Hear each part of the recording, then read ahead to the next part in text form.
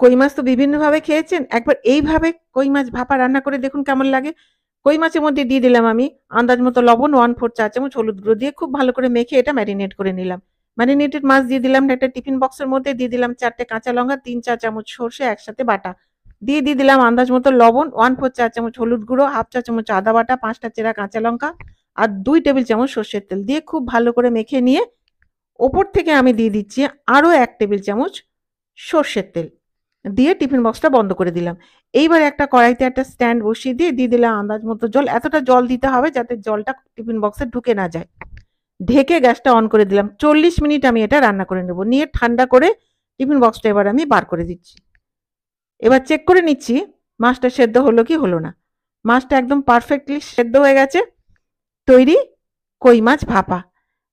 এইভাবে একবার কই মাছ ভাপা খেয়েই দেখুন কেমন লাগবে, ভালো লাগবেই লাগবে।